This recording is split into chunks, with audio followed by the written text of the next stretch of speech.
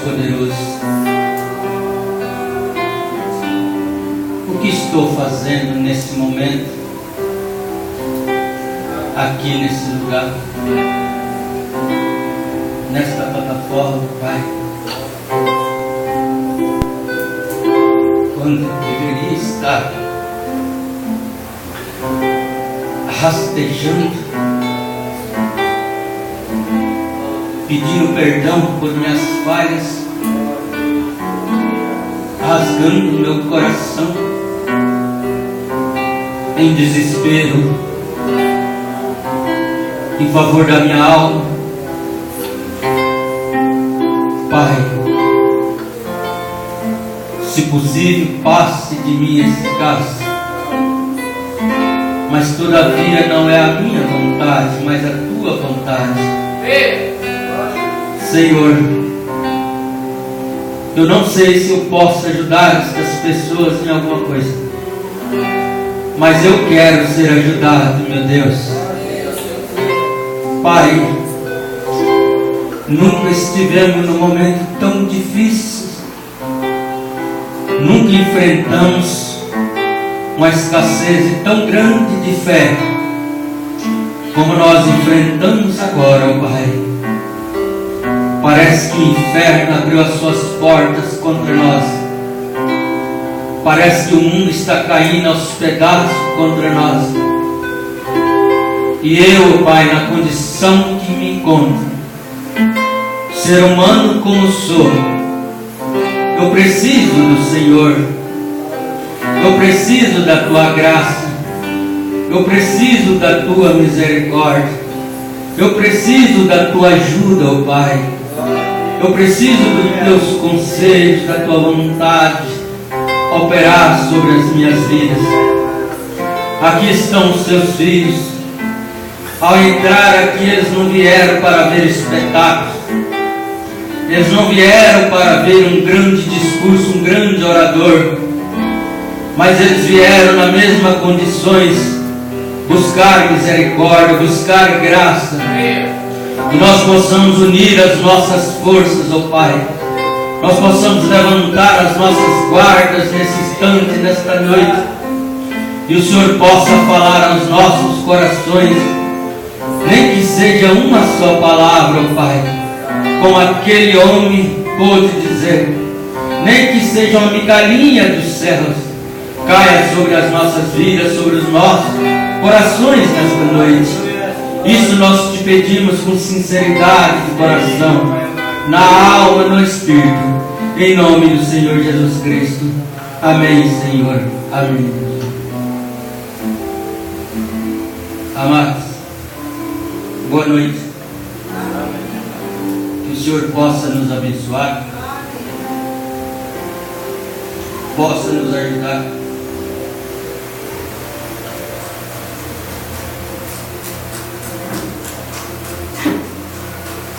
Eu creio que Ele já nos abençoou.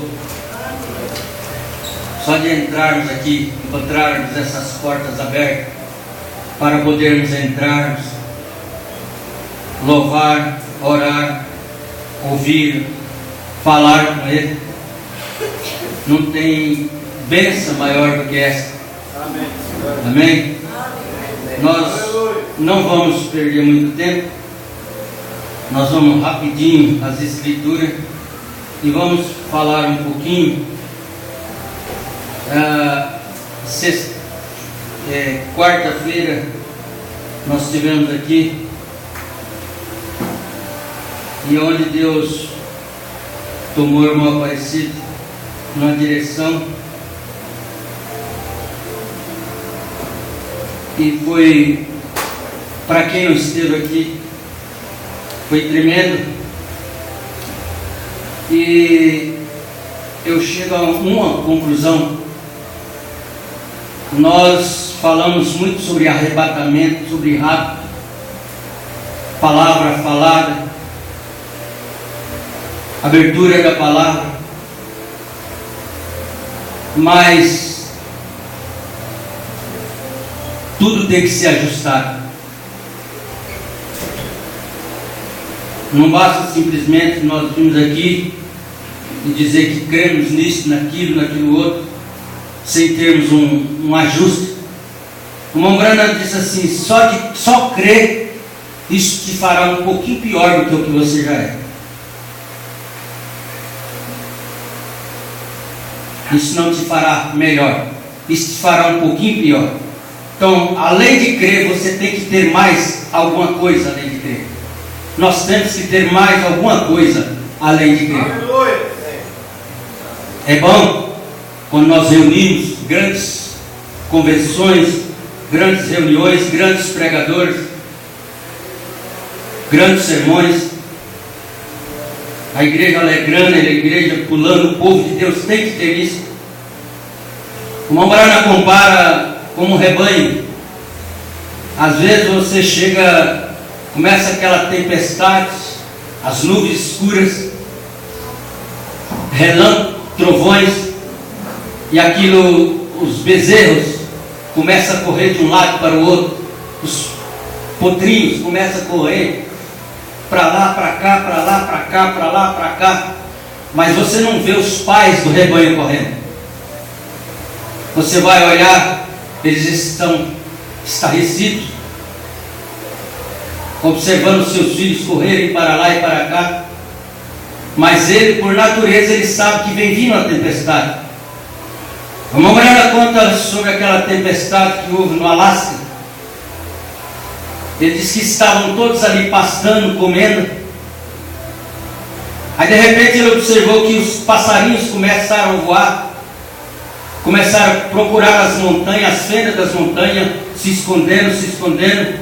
O gado começou a se reunir, porque ele sabia que alguma coisa sobrenatural vinha vindo ao encontro deles. Reuniram lá no meio da invernada, longe das árvores, longe das cercas de arames.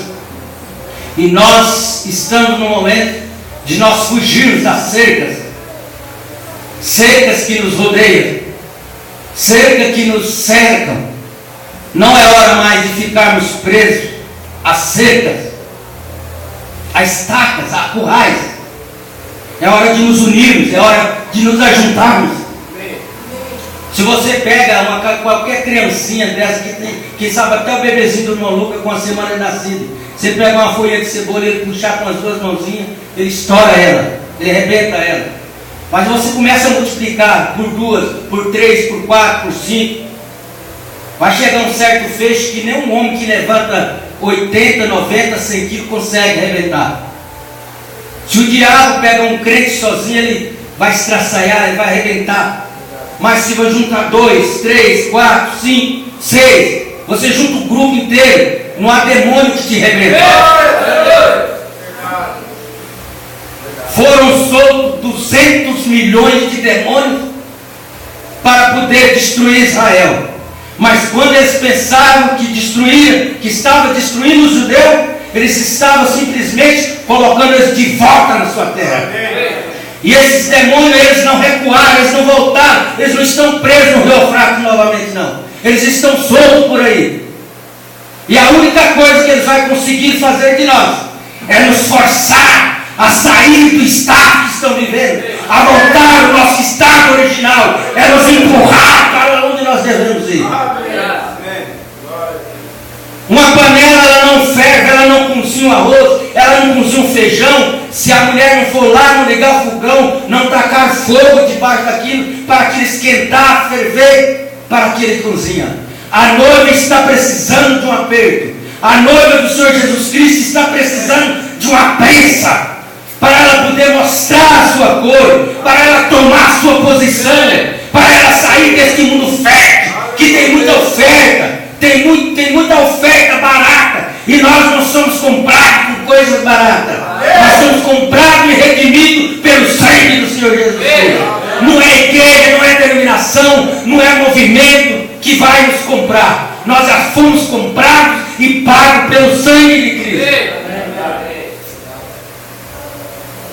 E quando você vê essa igreja muito tranquila, muito folgada, com sapato frouxo no pé, não tem luta, não tem dificuldade, não tem irmão com a cara contra o outro, não tem irmão virando as costas, alguma coisa está errada.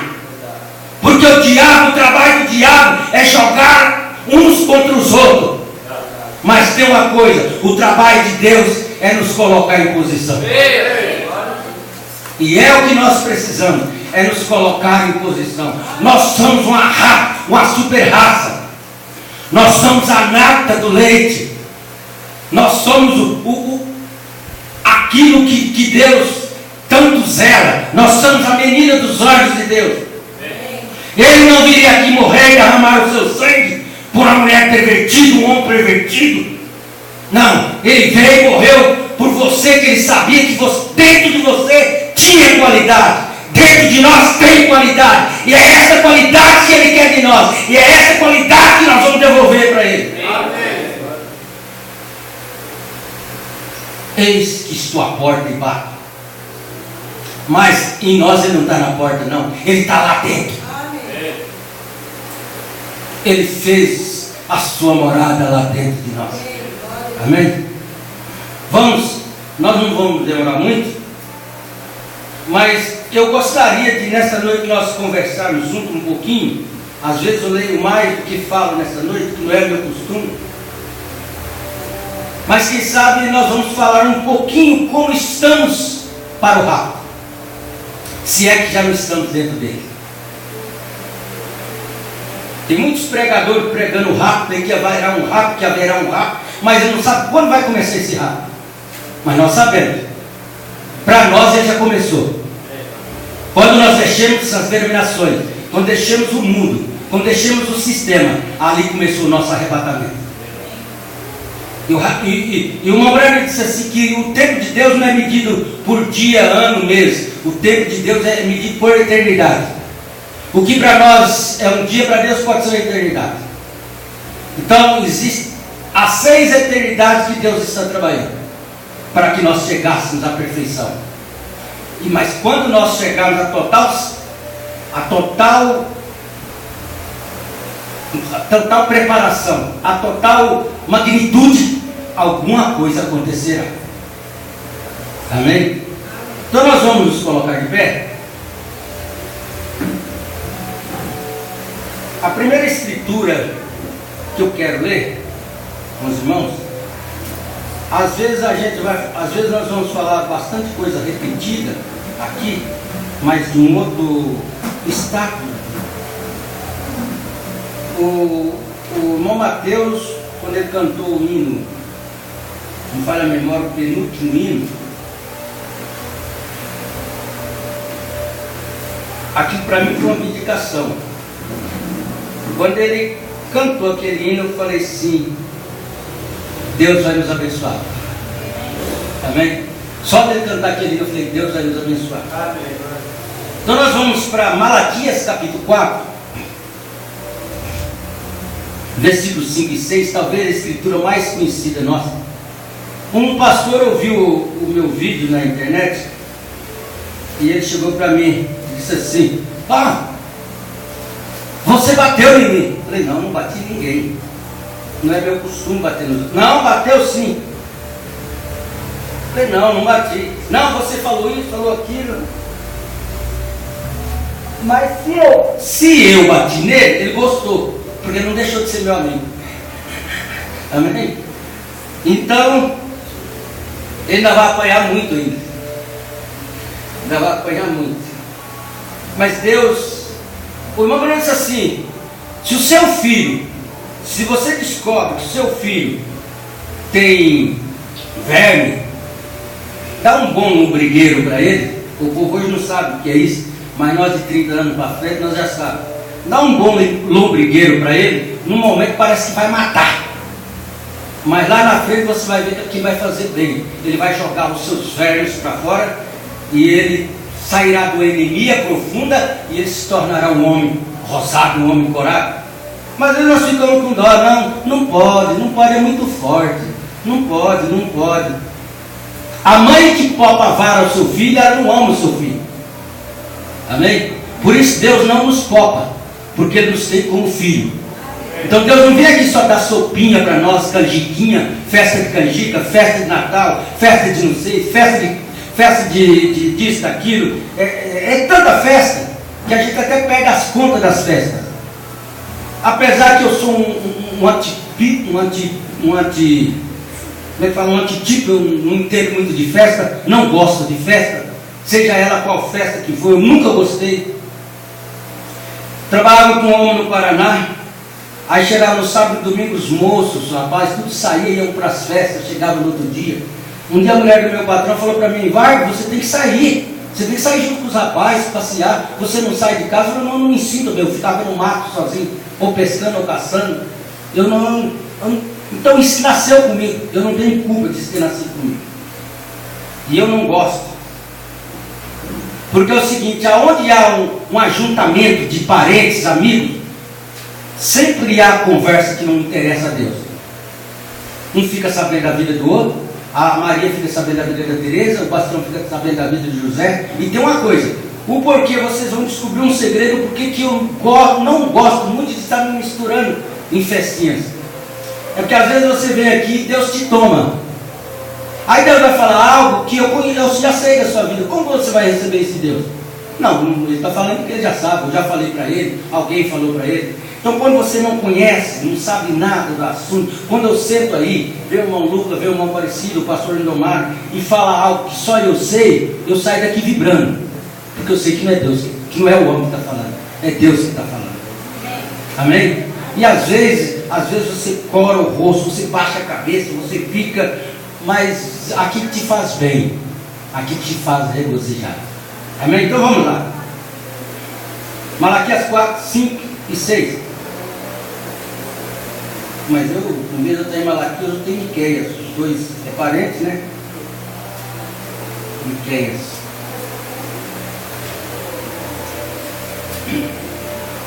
Aqui. Eis que eu vos envio o profeta Elias, antes que venha o dia grande e terrível do Senhor, e converterá o coração dos pais aos filhos, e o coração dos filhos aos seus pais, para que eu não venha e fira a terra com maldição. Agora nós vamos para Apocalipse, não, primeiro aos Tessalonicenses 4, 16.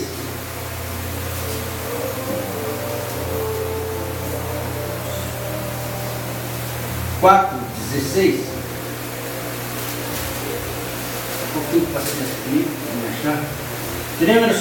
Primeiro aos Tessalonicenses 4, 16 e 17.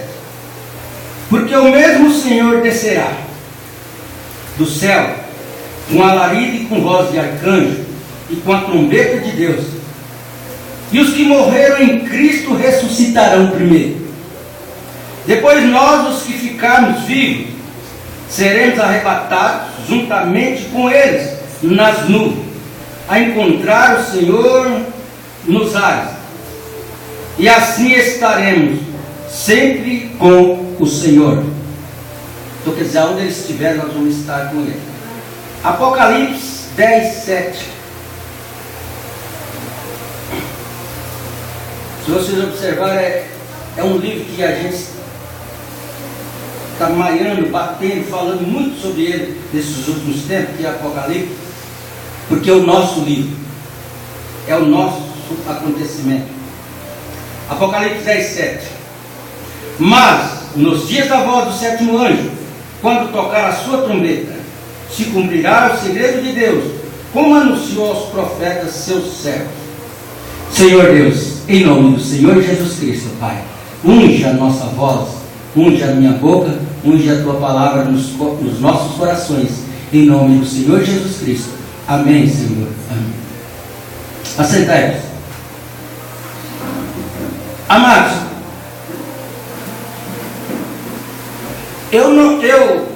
não é que eu não entendo, eu entendo. Eu vejo a grandeza de Deus sobre nós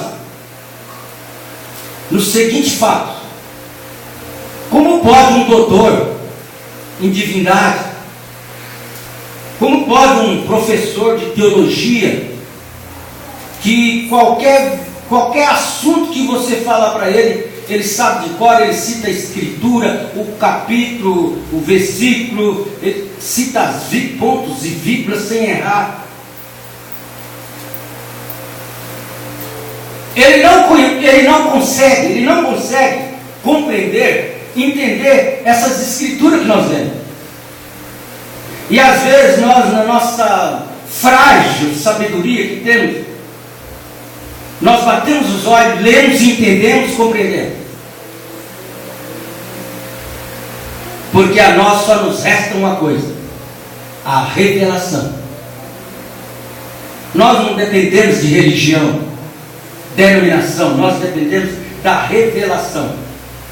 Agora, eu muitas das vezes me chama muita atenção que o pessoal mais próximo da verdade foi os assim chamados pentecostais. O irmão Brana fala muito bem deles, o irmão Brana gostava de ter companheirismo com eles. Não essa mistificação que nós vemos hoje de pentecostal, mas aqueles verdadeiros pentecostal da gema, aqueles original. E eu observo muito uma coisa. Esses assim chamados pentecostais hoje, eles são trabalhadores, são esforçados nas suas obras, nas suas tarefas.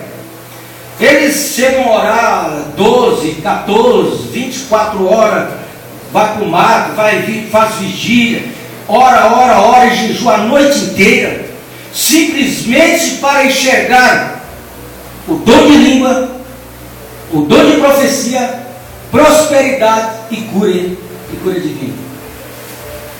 E eles não conseguem enxergar, com tanto jejum, oração que eles fazem, eles não conseguem enxergar a palavra como ela é.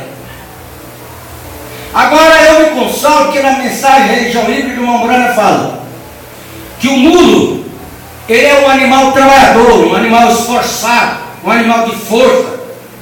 E toda a tarefa que você empenha ele faz, porque ele tem força, ele é um animal de força, um animal forte. E ele diz, você pode dar algumas tarefas para ele que o cavalo não dá conta de fazer. E o burro faz. Ele é trabalhador, ele é esforçado.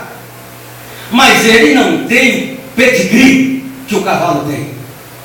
E assim, eles são trabalhadores, eles são oradores, eles buscam, eles jejuam, eles se empenham mesmo na coisa, ora dia e noite, jejum dia e noite, mas eles não têm o pedigree, eles não conseguem enxergar nem a divindade de Deus dentro das Escrituras, eles não conseguem enxergar que Jesus é o próprio Deus, eles não conseguem enxergar que Jesus é o Deus encarnado que desceu sobre a terra.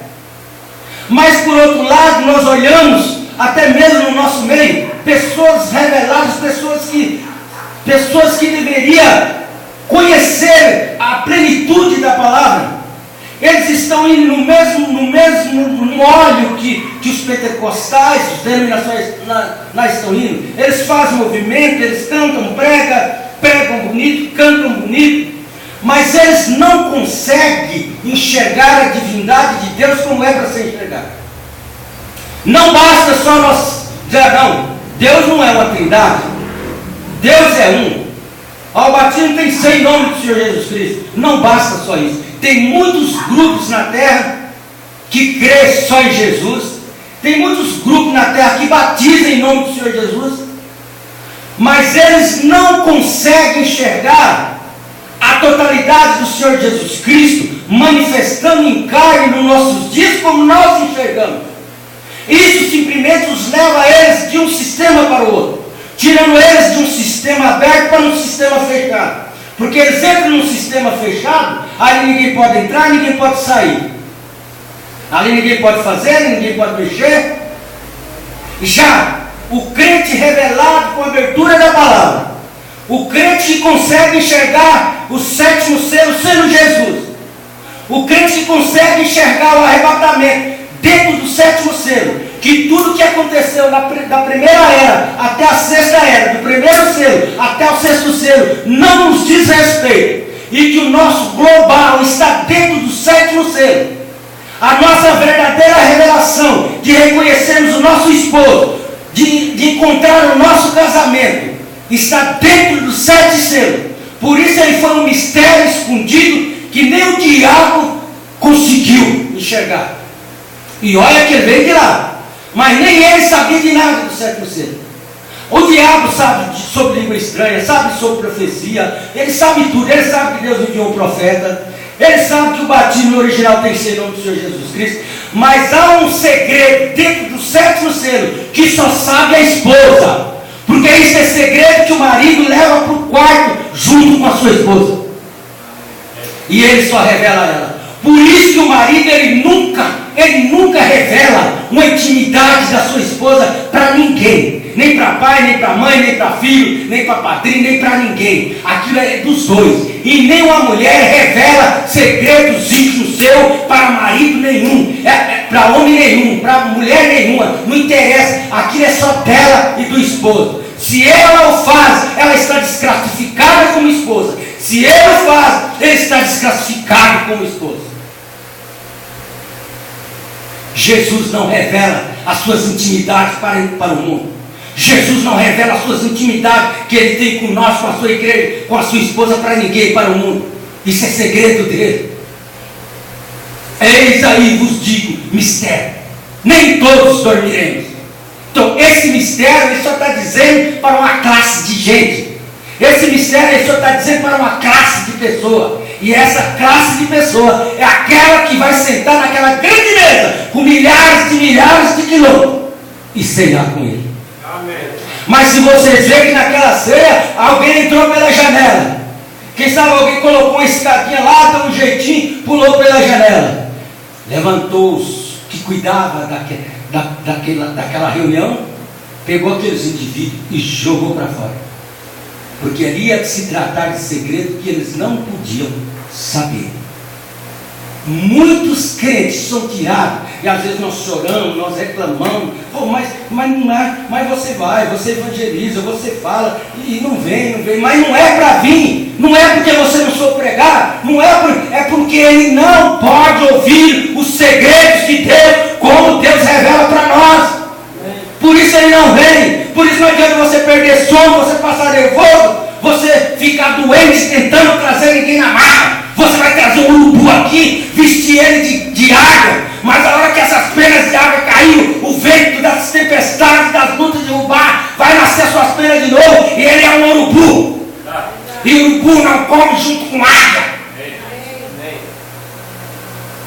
Você pode ver um urubu comer ração junto com a pombinha, mas você não vê uma pombinha comendo ração junto, carniça junto com o urubu.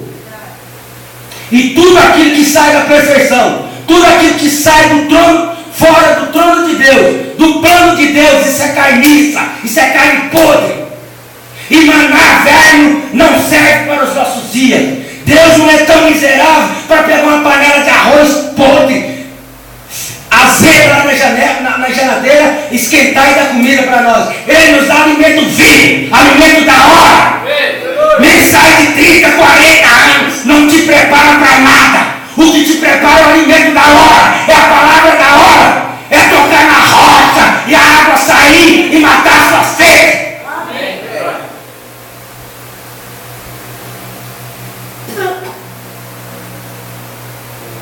Assim como fui com Moisés, serei contigo. Foi o que Deus disse para o seu servo, para Josué.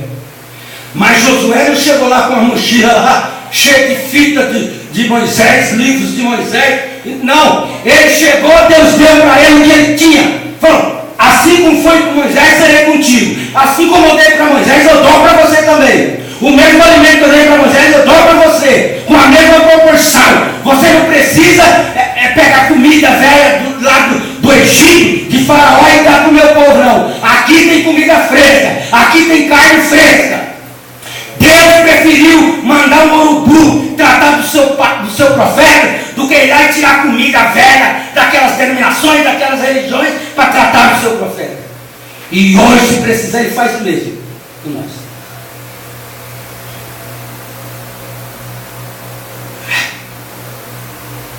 Aleluia!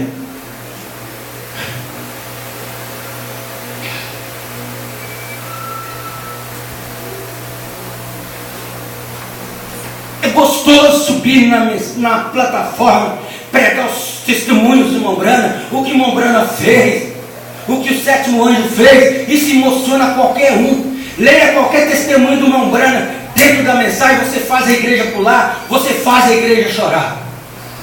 Mas aquilo foi lá para os dias do Mombrana. Agora eu, você, nós temos que ter isso hoje nos nossos dias. Aleluia.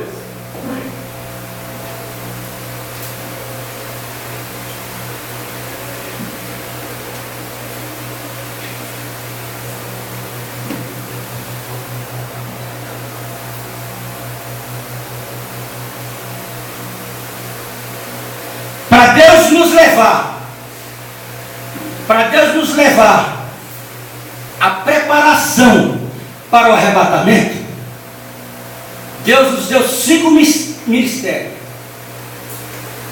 de Elias: primeiro, segundo, terceiro e o quarto. E nós estamos vivendo o quarto. E o quinto vem vindo aí. Você lê essas mensagens de Mombrana, gente, qualquer hora você vai abrir os olhos, vai fechar os olhos. Quando você abrir, já aconteceu. Não há muito tempo mais. Nós temos que trabalhar, temos que ganhar dinheiro, temos que comprar carro, comprar casa, construir, temos. O Mombrana disse: eu prefiro que ele venha e me encontre eu cavucando e plantando meu pé de batata. Temos que trabalhar, mas desde que isso não segura-nos, desde que isso não seja uma corrente para nos assegurar. Aqueles escravos, eles estavam ali trabalhando e os seus senhores ali, os chefes com chicote. Mas quando eles escutavam o barulho da trombeta, ali não tinha senhor, ali não tinha feudal, ali não tinha ninguém, não tinha corrente, não tinha nada. Quando ele estava com a enxada levantada, quando ele escutava o barulho da corneta, ele jogava aquilo fora e saía correndo. Estou livre. E nós tivemos que tomar essa posição, tivemos que soltar as nossas correntes sanguíneas, correntes parentes, inimigo de mãe. Tivemos que soltar tudo, porque nós ouvimos a trombeta do nosso jubileu.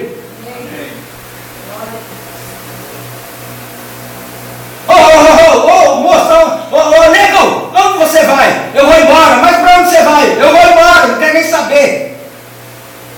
E nós batemos asa. Ô patrão, o nego fugiu. Mas você é tão tonto assim, rapaz. Você não escutou o barulho da trombeta? Quando a trombeta soa, eles estão livres.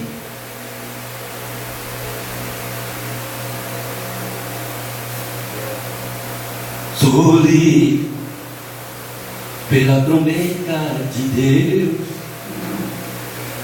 Sou livre, eu já vi o meu jubileu. Sou livre. Eu gostaria de dividir com vocês, enquanto o irmão Mateus cantava ali, algo que eu li do Mombrana aqui.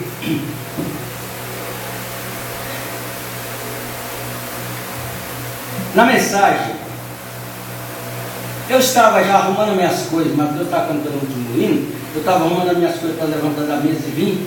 Essa mensagem caiu dentro da minha Bíblia no meu colo. Aí eu abri, eu lembrei daquela escritura do Mombrana, que o vento foi lá, abriu a escritura e deu para ele. E olha só o que eu achei aqui. Quero contar-lhes um pequeno segredo. Então conta, irmão.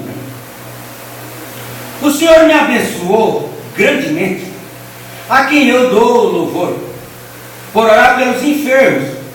E eu tenho observado ao longo desses anos, e tenho encontrado ser a verdade, absolutamente, absoluta.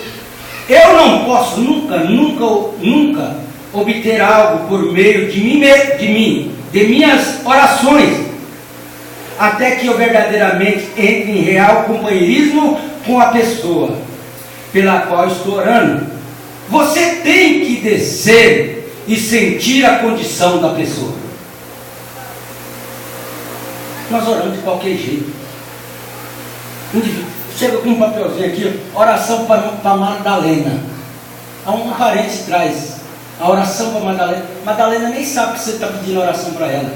Mas alguém aqui, oração para Madalena. Você acha que Deus vai ouvir isso?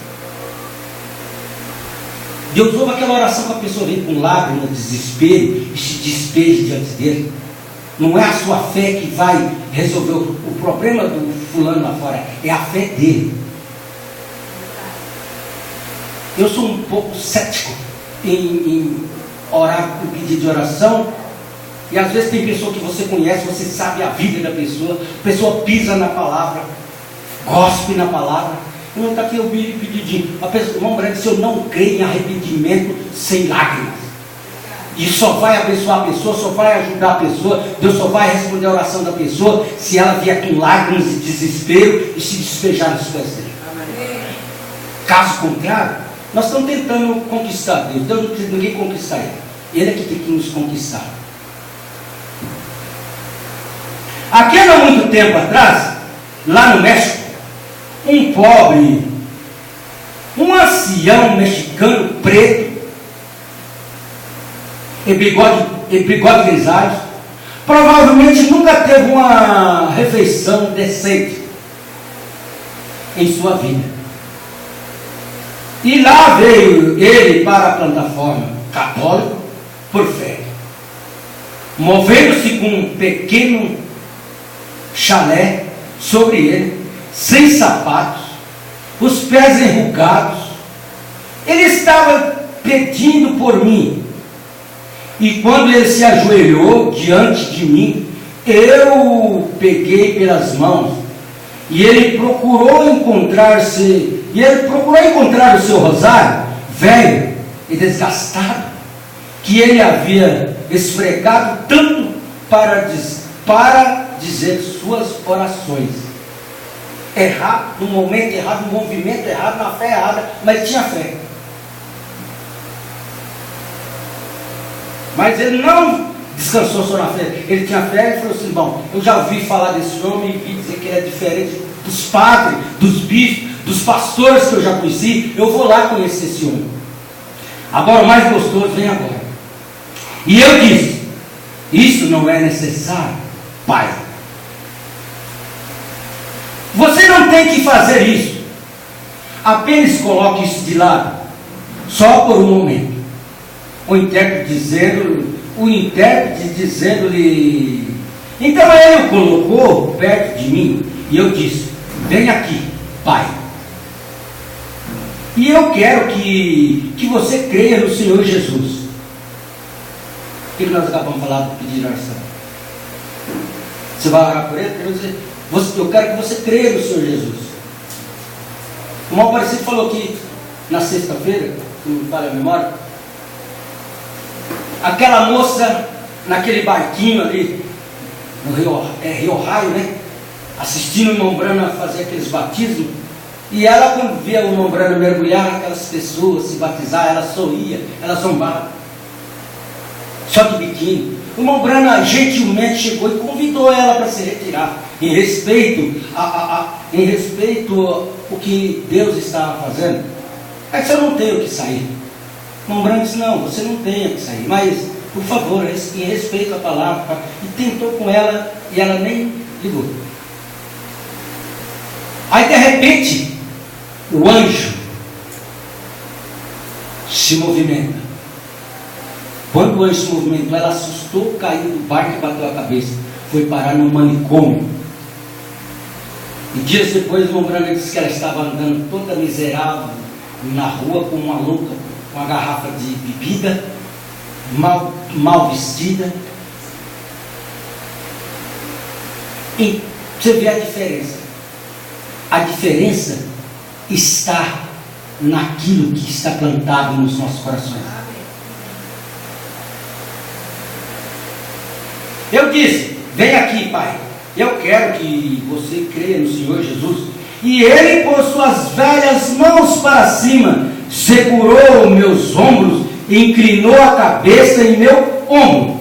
Eu olhei para aqueles velhos pés enrugados, empoeirados, sujos.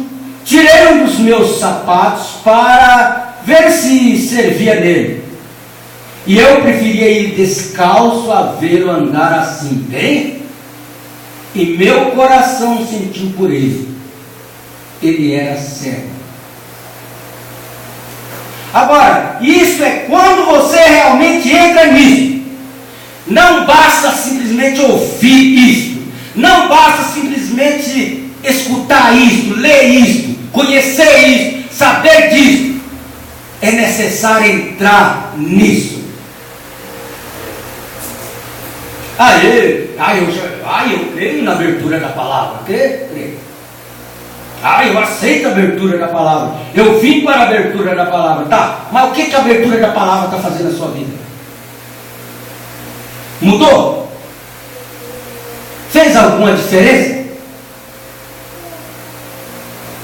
Agora, isso é quando você realmente entra nisso. Toda a nossa cultura falhará. Nós criticamos os teólogos, os doutores da lei, os doutores das escrituras, mas nós temos muitos doutores dentro da mensagem. Muitos.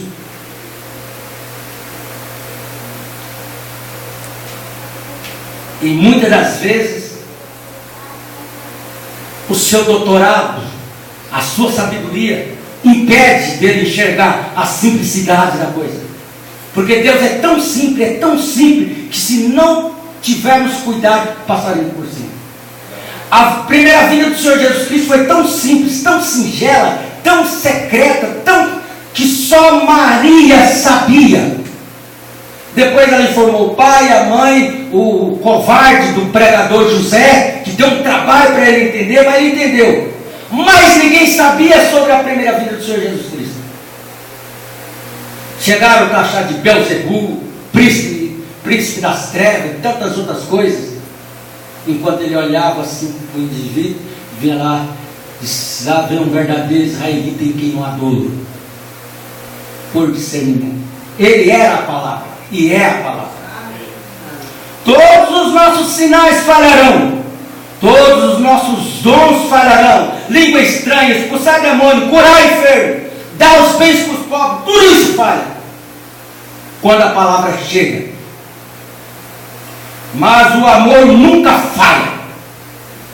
Isso é o que segura no aperto. Isso é o que segura no aperto. Virá um aperto. E quando esse aperto vier, se não tiver amor, ai de nós. Agora, isso é quando você realmente entra nisso. Toda a nossa cultura falhará, todos os nossos sinais falharão, todos os nossos dons falharão, mas o amor nunca falha. Isso é o que segura no aperto. E eu pensei, pobre velho, companheiro, teria mais ou menos a idade do meu pai, se ele estivesse vivo. E eu pensei, talvez ele tenha um filho também em algum lugar, e ele estava murmurando algumas coisas. E o intérprete não disse para mim. E eu olhei para o velho companheiro. Eu simplesmente não podia, não em meus olhos, mas no meu coração, não em meus olhos, pelo que eu estava vendo, mas no meu coração. Porque o problema nosso é os olhos, é a visão, é ver o que está na nossa frente.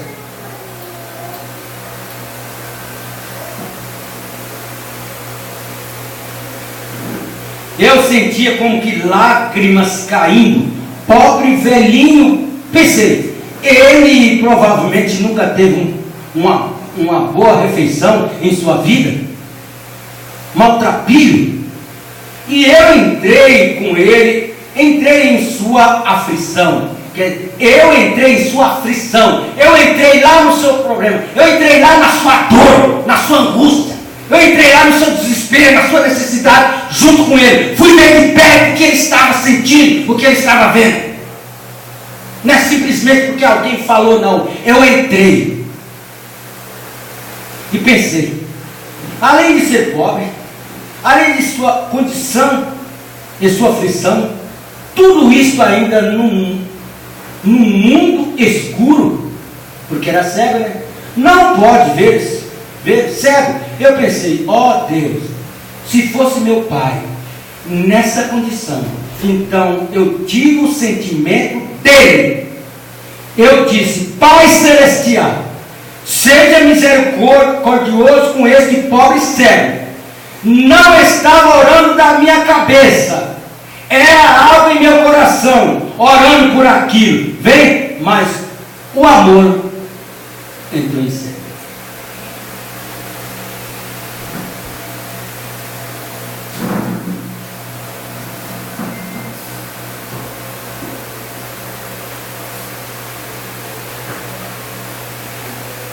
O maior costume nosso é quando nós sabemos que alguém está com problema, é dar conselho, corrigir. Mas que tal a gente levasse uma dosinha a mais de amor para o indivíduo? Que nem o irmão Mateus disse aqui. Às vezes uma mensaginha, você não sabe porque você mandou aquela mensagem, e às vezes aquela mensaginha, o anjo ungiu ela naquela hora e levou onde ela deveria ir.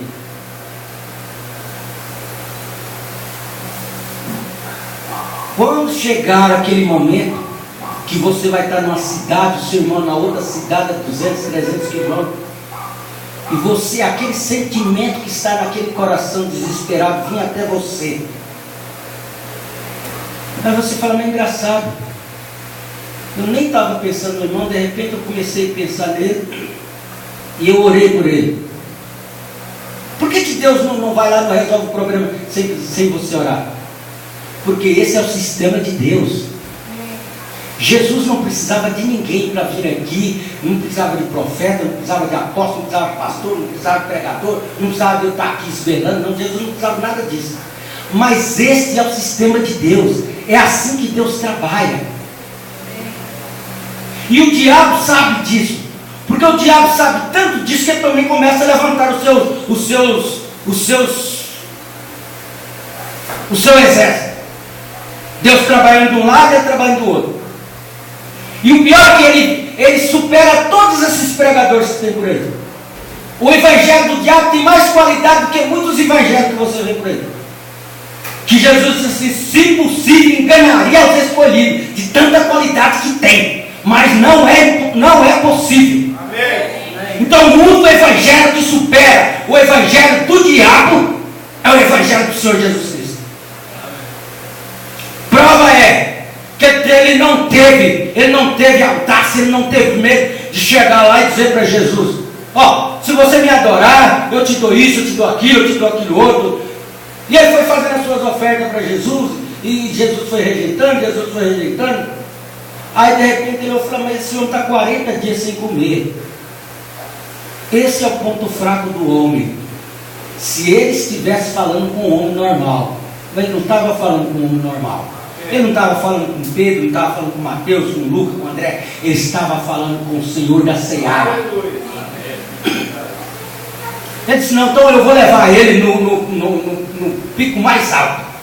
Porque ele acha que Jesus é como ele, gosta de altura, gosta de status, gosta de fama, gosta de posição, colocar lá no mais alto do degrau. Foi onde ele quebrou o pescoço.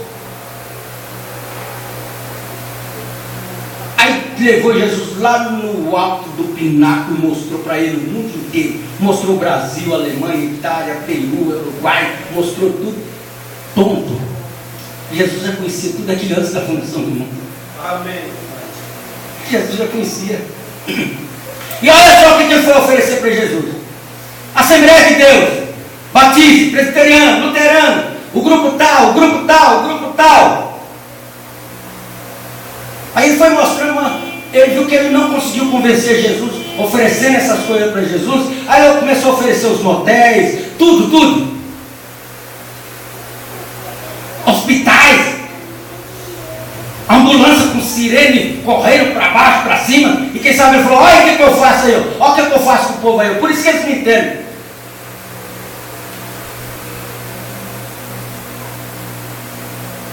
também está escrito: não tentará o Senhor teu Deus.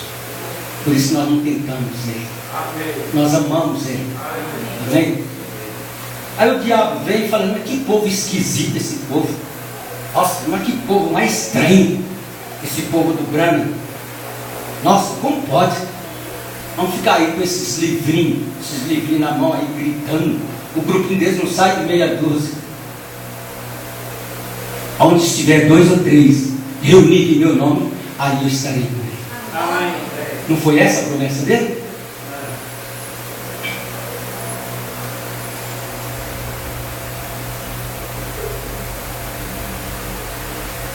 Agora o irmão Branham disse assim: não existe 200 milhões de pessoas no mundo. O irmão Branham disse: mas foram soltos 200 milhões de demônios na terra.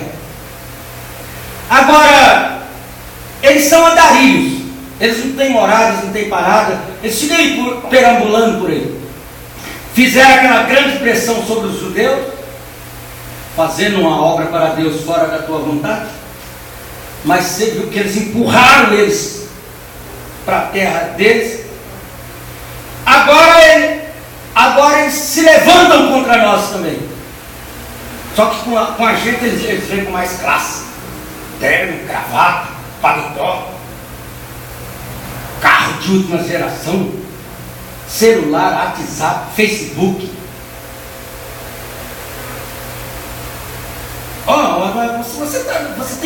Você tem que entrar no mundo da informática, rapaz. Você é muito atrasado. Por isso que você não consegue um curso, por isso que você não consegue um emprego, ou você não tem nem curso de informática.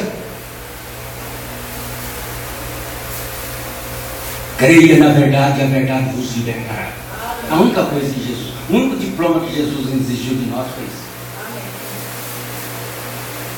Agora o diabo quer saber como anda o seu casamento. Ele não tem o poder ele não tem o poder de discernimento, né? Para discernir. Eu dei tanta risada esses dias. Então acho que tem mais ou menos 5, 6 crentes que trabalham comigo. Você escuta cada história. Aí tem um deles que é cheio de dar profecia. Agora ele estava candidato, né? Eu lembro há 15 anos atrás, quando eu entrei na TIB, ele andou mais do que tudo aqui na minha casa, com o braço no meu pescoço, dando uma profecia para mim. Uma profecia linda. Ele é assembleano, e a profecia dele era que eu seria pastor da Assembleia de Deus. Eu falei: rapaz, você está tão por fora. Falei para ele: você está tão por fora. Por quê? Eu falei: não, rapaz, eu tenho uma coisa bem melhor do que isso. Aí comecei a pregar a palavra, pregar a mensagem para ele se revoltou contra mim. Nunca mais falou de religião comigo. Mas ele anda lá profetizando um outro. E esse dia ele chegou com outro irmãozinho que é crente de uma outra igreja. Aí chegou e profetizou para ele que ele estava com problema no casamento. E profetizou. O irmãozinho virou para ele e falou assim: está amarrado em nome de Jesus. Amarrou a profecia, amarrou o Espírito Santo em nome de Jesus. Falou: está amarrado. Eu e a minha esposa, nós temos um casamento tão abençoado por Deus. E agora, se você veio falar para mim que meu casamento está arruinado, rapaz. Aí tem um outro, uma vez, eu e minha esposa fomos lá ouvir ele pregar. Assembleia de Deus também. Aí tinha oh Deus, não é coisa de zombar, não é zombaria, não, mas mostrando para você como que a visão desse povo é tão cega. E tinha um rapaz lá, e esse realmente estava com problema de casamento de divórcio. Aí o cara era presbítero, né? Ele foi lá pedir ajuda para o presbítero. Aí tá bom, eu vou lá fazer uma visita. Foi a primeira visita, foi a segunda visita, foi a terceira visita. A quarta visita ele levou a mulher do homem embora. Deixou o coitado do irmão sem esposa. Nossa, ele ficou revoltado. Mas fala: e agora como que você vai fazer um homem desse crer em Jesus mais? Não faz. Então, irmão, eu disse para um deles: toda mulher pregadora, segundo a Bíblia, toda mulher pregadora, ela tem um espírito de adultério nela. Toda. Não existe uma.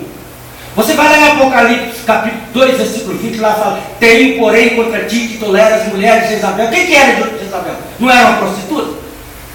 A ensinar e enganar os meus servos? E eu disse: um homem que se coloca, senta lá na igreja, coloca uma mulher pervertida na frente para pregar para ele, e fica lá sentado, glória a Deus, aleluia, fala a língua igual a pipoca. Ele não tem um milímetro do Espírito Santo nele. Porque se ele tivesse o Espírito Santo nele, ele ia lá, pegava ela para os cabelos, colocava ela para sentar na cadeira e dizia: senta aqui, seu lugar é aqui. Gente, o homem é missionário, a mulher é pastora. Gente, o que é isso? A ovelha, como a Bíblia fala de ovelha, não fala. Jesus não constituiu pastora, Jesus constituiu pastor. Aos Efésios capítulo 11, é isso, né? 4:11, é isso, né, irmão Lucas? Ou é 5:11, não fala a memória. Uns para pastor, outros para profeta, outros para evangelista, outros para doutor, querendo o aperfeiçoamento do santo. Então, se você é santo, se nós somos santos, jamais nós sentaremos para ouvir uma mulher pregar. Pode pregar à vontade, mas pregar para Laodiceia. Mas para Nova Jerusalém tem que ser homem.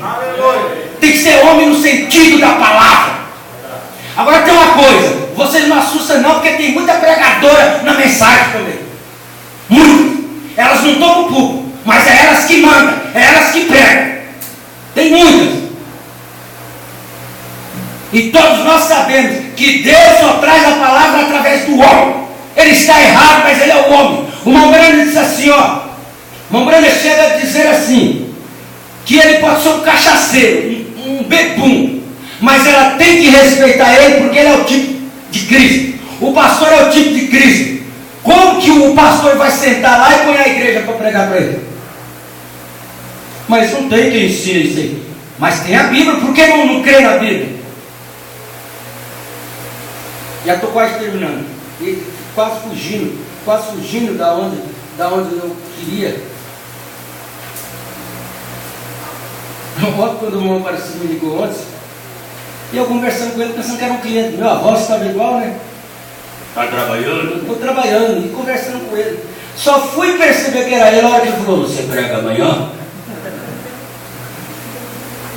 Aí eu sabia que era o irmão aparecido. Na quarta-feira, o líder de canto que esqueceu até que era o culto, chegou que era 20 para as 8. Entendeu? Que o culto já tinha começado. Ainda bem que nós temos ali o nosso técnico de som, ele não deixa o Rô esquecer. Chega atrasado, mas vem. Ele liga para o Rô. E eu recordo ter dito algo aqui, 2 ou 3 anos atrás, que estava errado. Foram os advogados que me telefonaram, e eu fui, e minha esposa sentada ali, minha cabeça girava. Ele estava tão estafado, tão nervoso, que a cabeça dele girava. Ele não estava em condições de falar com ninguém. Senti como se ela estivesse arrancando, a minha cabeça estivesse arrancando. E eu voltei, e eles me chamaram no telefone. E disseram: diga-lhe para vir esta tarde. E Mega disse: é o advogado. E eu saí pela porta e eu disse: diga que eu não estou aqui. Ela disse: Billy. Agora ela podia pregar, mas não pregou, ela só disse: Billy. E eu disse: diga-lhe que eu não estou aqui neste momento. E saí para fora. Então saí ali fora e me senti muito mal. Regressei e ela lhe disse: eu vi que isto a magoou. E eu vi que isso a magoou. Porque ele mentiu, fez ela mentir, e quase que faz o José mentir também. Da outra vez que o telefone tocou, José: papai, o senhor quer que eu diga o senhor que está? Eu saí para orar havia um homem que havia entrado aqui, que tinha um pequeno bebê enfermo, e tão logo que comecei a colocar a minha mão sobre aquele bebê, e a orar por ele, algo me disse: você é um hipócrita. Irmãos do céu, eu estremeci quando eu li isso aqui. Eu vi muito pregador falar, mas você lê no Espírito, eu estremeci.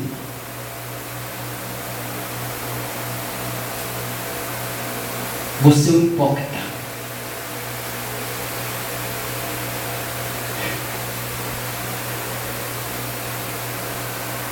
Bem, você sabe o que você fez?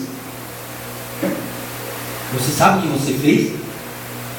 E eu disse: Senhor, não sou digno de orar pelo seu bebê. Irmãos, vamos. Nós não estamos aplicando isso a ninguém. Nós estamos aplicando isso ao contexto da mensagem da palavra. Mas vamos pegar isso aqui. Ó, eu vou falar para você, mas ó, o segredo. Não conta para ninguém não, tá? Não tá aparecendo que eu não conto não. Passa 5 minutos lá, está querendo orar. Como que Deus vai ouvir uma oração dessa? Eu não gosto daquela irmã. Mãe pegajosa, chata. Daí chega no culto, tá orando pela irmã.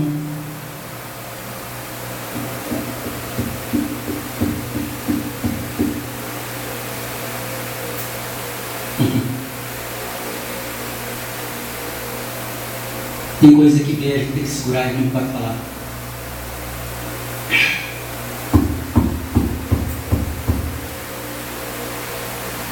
Você sabe o que você fez?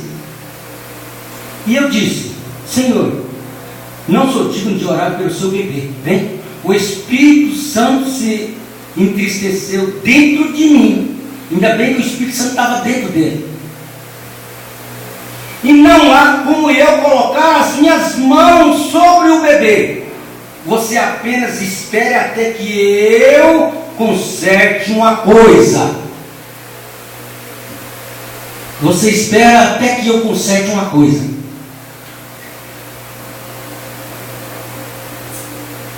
Você quer ver uma coisa que me mata? Às vezes não é nem comigo, mas me estraçalha. Você chega assim, às vezes você tem duas pessoas conversando, mas tem uma, aí fecha a boca e começa a falar um com o outro entre os dentes, que é para você não entender o que ele está falando. Isso não é de Deus. Porque se fosse de Deus, mesmo que fosse contra mim, falava para me ouvir. Não é de Deus. Já Deus falou: rapaz, você está errado nisso, eu não gostei disso, eu não aceitei isso, e doa ou doer, rasga ou rasga. Porque não vai falar para me ouvir, não vai falar para mim, mas vai falar para o outro, vai falar para a outra. Aí o irmão Brana conta daquele homem que falou mal do outro lá. E depois ele arrependeu e quis consertar. Aí foi até um sábio e contou a história para o sábio. O sábio falou: tá bom, amanhã você vem aqui, você me traz um saco de pena. Falou: tá bom. Aí no outro dia cheguei lá com aquele saco de pena nas costas.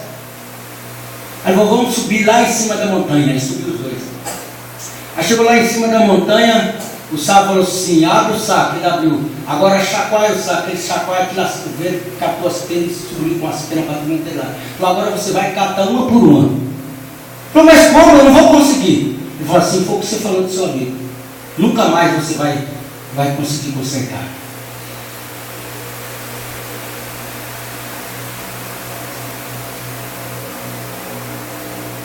Então é melhor não falar do que falar e depois não poder consertar.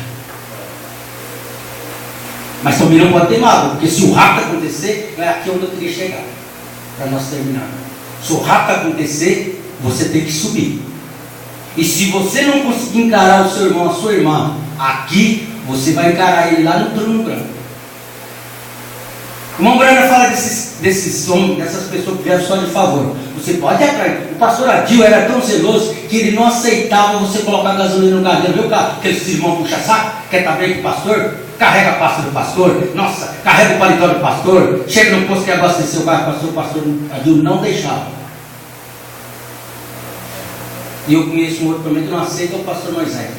Porque ele sabe, você vai fazer um favor para mim aqui agora, e depois eu não vou ter condições de retribuir você. Aí quando chegar lá no trono branco, você fala lá, eu perdi, mas você me deve. Você lembra? Você lembra que eu paguei R$50 de gasolina no seu carro? Não deva a ninguém a não ser o amor.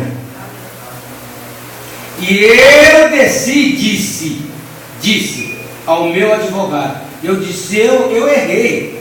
Ele disse, eu pensei que você tinha saído.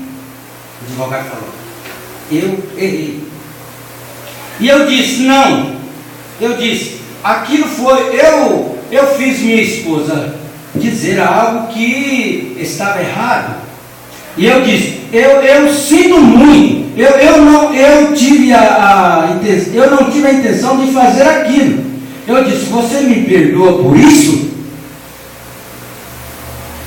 E pedi minha esposa para me perdoar por aquilo. Olha, às vezes eu não tenho coragem de chegar na minha esposa e pedir perdão por coisa pior que eu fiz. Ele pediu perdão para a esposa dele só por aquilo. Só que por aquilo, a Bíblia fala, como é que é? Pecado no mínimo, pecado no máximo? Não tem pecado grande, pecado pequeno, tudo é pecado. Eu pedi perdão porque eu fiz a minha esposa errar por aqui. Foi mal parecido também, que disse, Mombrana vai para uma viagem.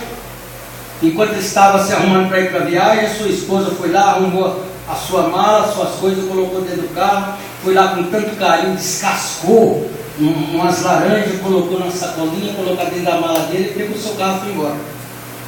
Quando ele chegou na divisa, estava tendo uma praga lá que estava destruindo os pomares de laranja. Então lançaram-se um decreto que não podia ultrapassar laranja dali para frente. Então o guarda parou, revistou o carro, pediu os documentos. Aí o guarda perguntou, o senhor não está levando fruta cítrica? Hein? Não, está tudo, não estou, senhor. Laranja, nada? Não, então boa viagem. Pegou o seu carro e vai. Lá na frente ele sentiu fome, ele para o carro para comer. Quando ele abre o porta-mala do carro, ele começa a mexer nas coisas, o que ele acha? A sacolinha de laranja.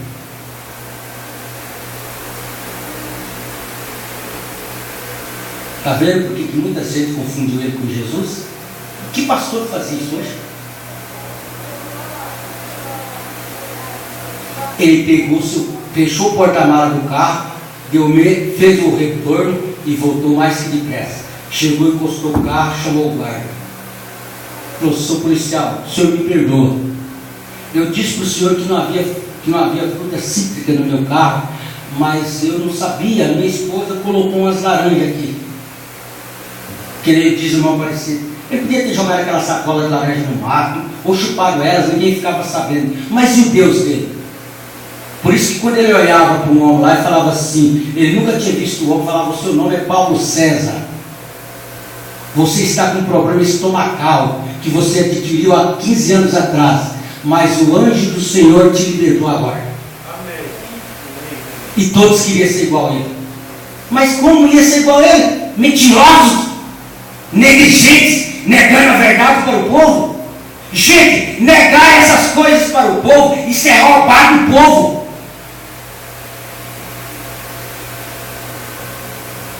Negar que Jesus desceu em carne, se manifestou em carne, e que a segunda vinda de Cristo está dentro de você, que agora nós dependemos da terceira vinda dele.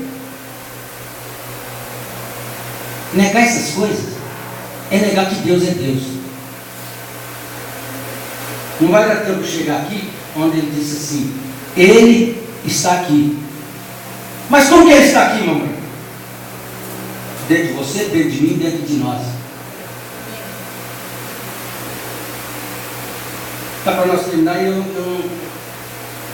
queria algo aqui, para confrontar com o que eu disse agora, porque A gente não pode deixar sombra para trás.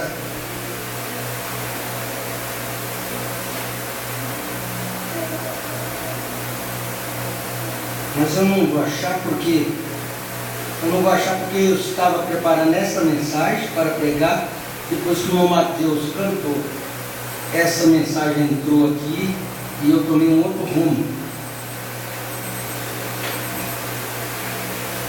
Então eu voltei até Grandes Mil.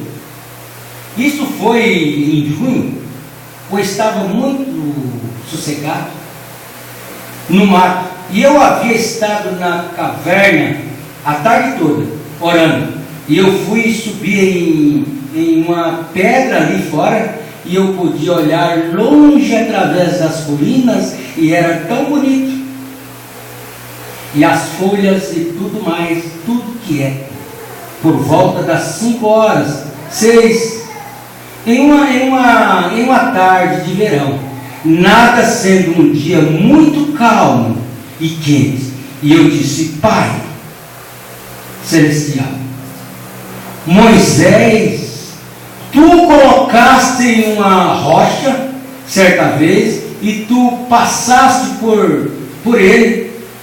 E eu disse: se tu me perdoastes por aquele mal que eu cometi, poderias tu passar novamente para que eu possa te ver?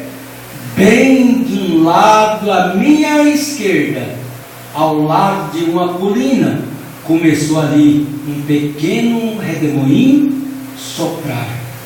Esse redemoinho acompanhado de Deus e de Deus, bem suavemente sobre as folhas.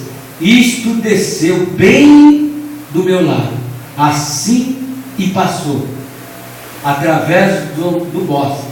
Eu comecei a chorar como um bebê. E eu voltei e eu disse: eu sei que meus pecados estão perdoados. Agora, vem, sempre mantenha toda a raiz de amargura longe de você.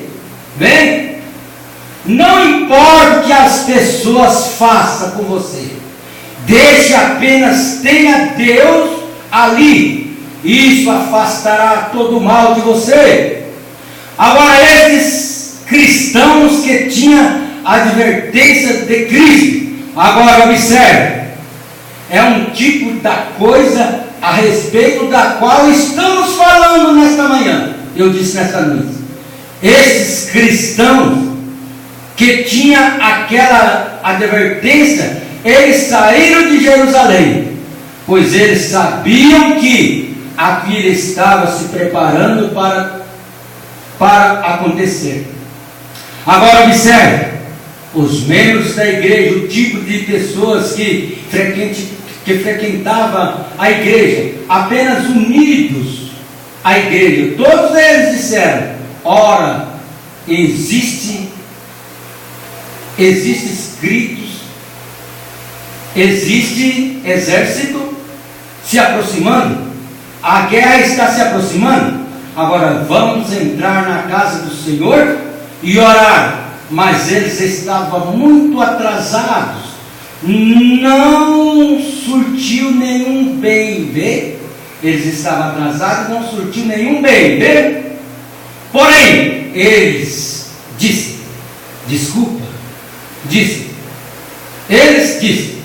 discípulos estavam observando as advertências, sabiam o que Jesus havia dito, e eles escaparam. Os historiadores disseram que aqueles que foram chamados de canibais, eles disseram, eles comeram o corpo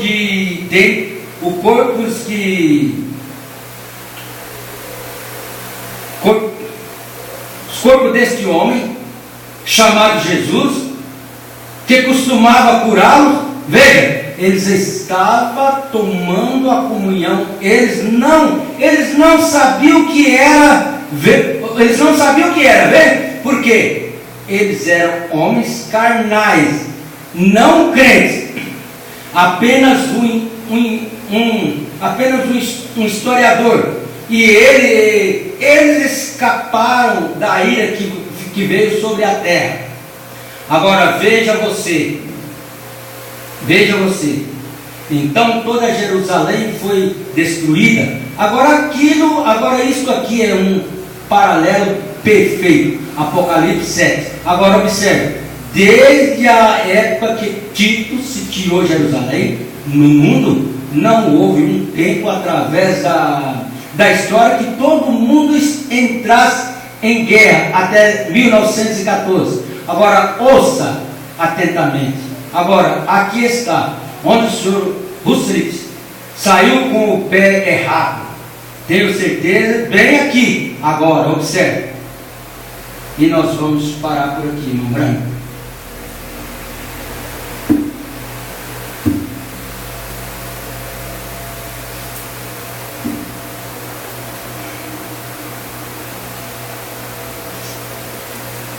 Estamos preparados para o que está prestes a acontecer? Alguém perguntou para o irmão Branco: irmão Branco, Deus está na sua igreja? Ele disse: não. Mas como? Deus não está na sua igreja? Ele disse: não. Deus está na palavra. Quer descobrir onde Deus está? Descobre onde está a palavra. Não adianta nos enganar com discurso, com pregações bonitas, movimentos bonitos. É bom, isso faz bem para a igreja, mas isso não é tudo. Eu volto a dizer, Deus preferiu mandar um corvo tratar de Elias do que mandar aqueles profetas, falsos profetas, aqueles pregadores do seu dia. Amém?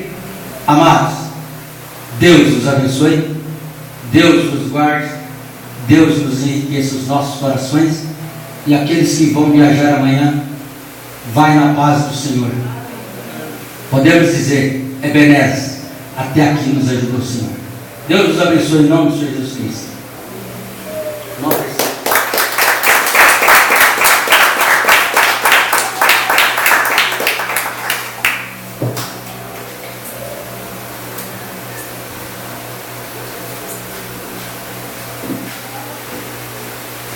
Amém, graças a Deus. Deus abençoe o irmão divino. E só gostaria de falar algo. O irmão Lucas, Deus tem colocado assim uma sede, né, irmão? Um desejo de levar a palavra para as almas, né? E ele está com um projeto aí de fazer um trabalho evangelístico, de elaborar folhetos. Eu estive pensando, irmão, é hora que a gente, o irmão, fizer, nós vamos levar na gráfica, imprimir, e aí a gente pode distribuir, né, um pouco para cada irmão, porque cada um de nós temos, né, pessoas diferentes no nosso conhecimento. Então cada um pode levar e passar para aqueles conhecidos no trabalho, vizinho, né, o endereço ali do canal. Eu creio, irmão, que através disso aí Deus irá abençoar, né, e dará frutos. Amém? Isso caiu no meu coração, eu gostei bastante e eu gostaria de falar isso para o irmão. Nós estaremos aqui ao seu lado te apoiando no que o irmão precisar. Amém? Então Deus abençoe o irmão. Gostaria de chamar o irmão Lucas para fazer essa oração, já encerrando. E eu creio que Deus nos abençoe essa noite. Amém? Deus abençoe os irmãos. Deus abençoe os irmãos. Só queria dar uma nota rapidão, aproveitando que eu estou aqui. Agradeço os irmãos pelas orações. A criança nasceu, está tudo bem. Saúde, em corpo, espírito e alma. Deus abençoe vocês. Senhor Deus, Pai Celestial, agradecemos ao Senhor por mais este culto que o Senhor pôde nos conceder, Pai. Vemos o momento que estamos vivendo, Pai, A união das igrejas tomando corpo, Pai. O aperto chegando, Pai. Cada vez nos esprememos mais para sairmos daqui, Pai. Agradeço ao Senhor por causa do irmão que está aqui presente, Pai, que me ajudou bastante nas orações, desde quando eu cheguei aqui, no meu casamento, Pai. Peço que o Senhor abençoe eles ricamente, Pai. Agradecemos ao Senhor pela essa pregação maravilhosa que cai nos nossos corações. Abençoe também, Pai, esses varões que estão na frente do trabalho, o irmão Valdivino, o irmão Aparecido, Pai, dando força a cada um deles, Pai, porque nós sabemos, Pai, nós que somos pregadores sabemos o quanto é difícil carregar este evangelho e viver o que estamos pregando, Pai. Entregamos em sua mão, leva os irmãos em segurança à volta aos seus lares, Pai. No nome do Senhor Jesus Cristo, peço ao Senhor que abençoe a viagem amanhã para os irmãos que estão viajando, Pai. E cremos, Pai, que o Senhor está em todas as causas. No nome do Senhor Jesus Cristo. Amém. Amém.